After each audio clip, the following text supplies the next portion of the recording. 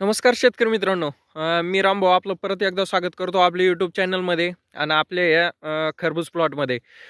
तर शेतकरी मित्रांनो, आपल्या या खरबूज प्लॉटला आज 37 दिवस पूर्ण झालेत आणि 37 दिवसानंतर तुम्ही या खरबूज प्लॉटची कंडिशन बघू शकता.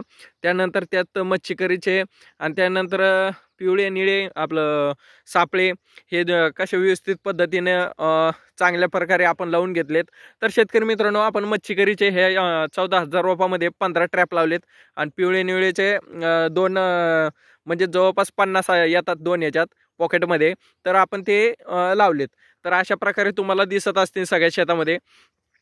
तर शेतकरी मित्रांनो, आपला 37 दिवसाचा हा प्लॉट झाला आहे आणि एकदम छान प्रकारे एकदम भारी कंडिशनमध्ये हा प्लॉट आहे. ह्याच्यावर कोणतीही रोगराई आतापर्यंत आपल्याला दिसून आलेली नाही, कारण आपण वेळोवेळी वॉटर सोल्युबल त्यानंतर वरून स्प्रे घेतोय. कोणतीही चूक न होता आपलं सगळं व्यवस्थितपणे आणि आपल्या 1 दिवस आड किंवा 2 दिवस आड आपण प्लॉटची कंडिशन बघून आपलं शेड्यूल बनवतो आणि त्या प्रकारे आपण त्याला खालून पण सोडतो आणि वरून पण स्प्रे घेतो. तर शेतकरी मित्रांनो, 37 दिवसानंतर आपल्या प्लॉटची तुम्हाला सेटिंग दाखवतो मी. तर 37 दिवसानंतर आपल्या प्लॉटची अशी सेटिंग आहे. तर तुम्ही बघू शकता एकदम छान प्रकारे आणि एकदम व्यवस्थितपणे आपली सेटिंग चालू आहे. त्यानंतर शेतकरी मित्रांनो, अशा छान प्रकारे आपल्याला सेटिंग दिसून येणार आहे.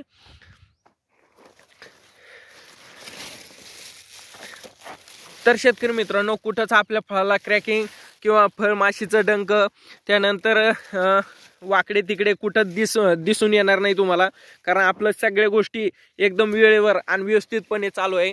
अशा प्रकारे आपली सेटिंग चालू आहे.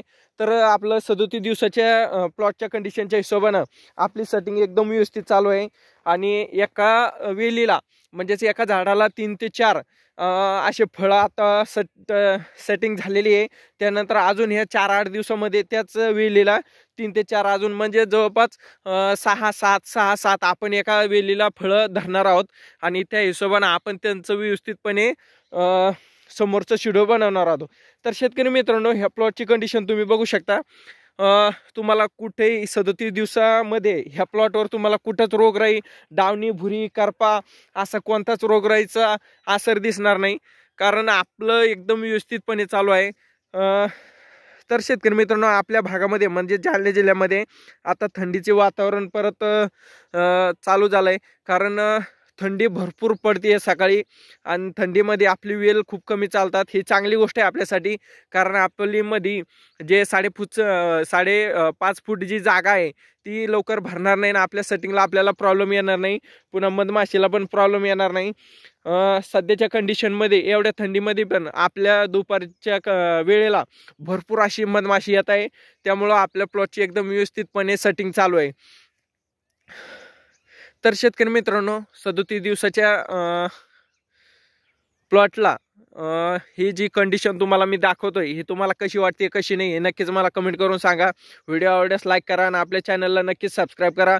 येणारा आपला जो दुसरा व्हिडिओ आहे त्यामध्ये आपण नक्कीच बाजारभाव काय राहतील ह्या वर्षी, त्यानं फेब्रुवारी, मार्च आणि एप्रिल, मे असे कलिंगड आणि खरबूज यांचं एक व्यवस्थितपणे आपण एक व्हिडिओ बनवणार आहोत.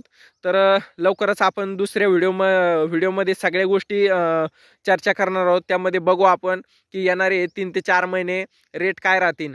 तर शेतकरी मित्रांनो, भेटूया आपल्या लवकरच दुसऱ्या व्हिडिओमध्ये. तोपर्यंत सगळ्या शेतकऱ्यांना आपला राम राम.